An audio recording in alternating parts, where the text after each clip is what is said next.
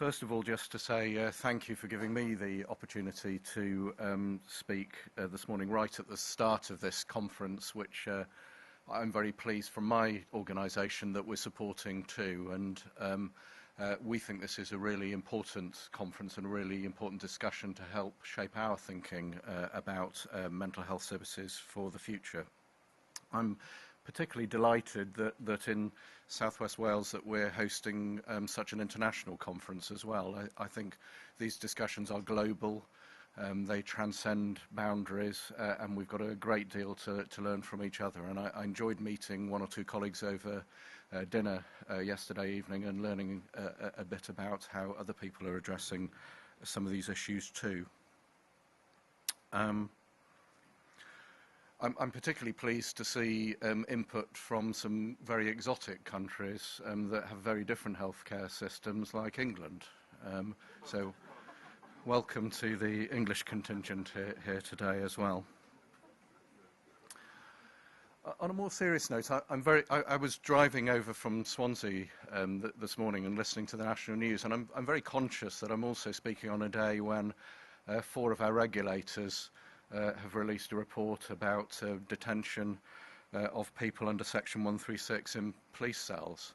And I suppose it was just reflecting on the contrast behind the sort of paradigm and the approach that we're trying to advocate, or you are trying to advocate to people like me, I should say, rightly, and a really quite shocking report that won't be a surprise to people who are experts on mental health and mental health services.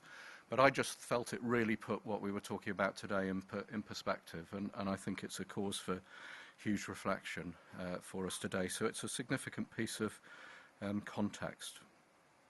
I also feel a sense of humility speaking today, because I would say right up front, I'm neither an expert in mental health and mental health services by experience of them personally, or by training in them particularly. So what I'm aiming to do just over a very short period of time is just offer 3 personal reflections on the subject today.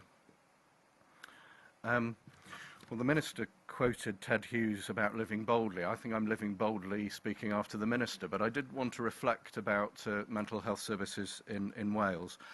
I'm a relatively new import into Wales, and I feel in the short time that I've spent in Wales that it does have the potential to be at the forefront of equality and to be a progressive place for people with mental health issues.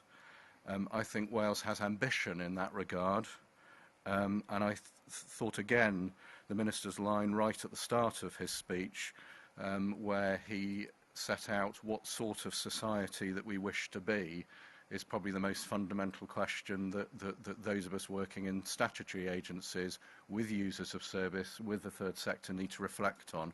I think that's an important heading for today. I believe Wales has shown a commitment to mental health, and the Minister's talked about the mental health measure, and also Together for Mental Health, the 10-year strategy for health services. One of the opportunities I feel at a national level it gives us is to attain something which is in our title for the conference today, which is a whole life approach. But actually, we've got the potential to achieve something that looks like a whole nation approach in Wales. We're a small country, we're well connected with each other, and I think there's some real opportunities for us here to do that. I'm also pleased that there is such an emphasis within the mental health strategy on the focus, of course, on statutory agencies and what statutory agencies such as the NHS need to do, but on the absolutely key importance of families and communities and users of health services in shaping how health services are delivered and how people experience mental health and mental well-being in Wales. As I say, as a relatively new import into Wales, one of the things that struck me moving here from across the border from England is that there does feel to be a deeper sense that health and healthcare are very connected with the community. I'm spending a lot of my time at the moment in public meetings, which are well attended and have many passionate debates. Not always the most comfortable places for people like me to be, but what it strikes home at me every time that I'm there is how passionate and close to people their services, their health and the issues we're talking about are. And that serves as a reminder to me on pretty well a daily basis.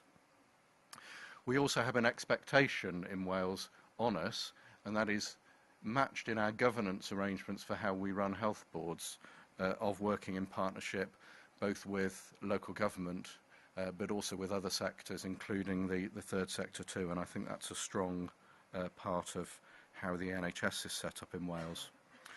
My second reflection is just turning to our own health board, Abertawe Bro Morgannwg. 2 years ago, we started a process of looking at our own strategy for mental health services called Changing Mental Health Services for the Better. About 18 months ago, soon after I arrived in the health board, we set up a very formal partnership which had not existed before with the three local authorities that we work most closely with, Swansea, Neath Port Talbot and Bridgend. And at our very first meeting, when we launched the partnership, we agreed that working together on mental health service issues would be one of our three priorities. And we are working as we speak and have been doing for the last 18 months. And that partnership with our local authority colleagues is built on the shift which lies behind the mental health measure and Together for Health, to develop something which is more of a whole community model. In other words, to make sure that there is a good understanding within the statutory agencies that mental health services and mental health issues are not just a matter for the statutory agencies, as we sometimes arrogantly like to think. It is a great struggle, though, where we have embedded cultures to move from something that operates in a health and illness frame to one that is based on a whole life model. And I think we all need to understand that is a shift that, based on training and on experience and on the background of many people working in and with mental health services, that is a tough shift for people to make. Nevertheless, it's an important one. And one we're committed to within our health board. But we do recognise we've got a long way to go. My final reflection is this. My own view, having read a little bit around this subject in preparation for this conference, is that the NHS as a whole has a lot to learn from the approach being promoted at this conference. If I look at the greatest challenges that my own NHS organisation are facing, it's not in the provision of high-tech medicine, or even, frankly, the structure of hospital systems, although they're very contentious and seem to dominate the news agenda much of the time. It's about the well-being of the population we serve, the well-being at a particular time within the history of our nation, where because of economic problems and austerity, poverty in some places is growing, inequality in some places increasing too, and that people are facing increasingly complex long-term conditions that they have to live with. And we have to reflect that many of our traditional approaches simply cannot work when faced with that challenge. Therefore, our future as health service organisation has to be about whole life and whole systems, not just when we're looking at facing the challenge of mental health and well-being, but also when we're looking at the welfare of our population as a whole. So that's a reflection for me when thinking about the theme of this conference.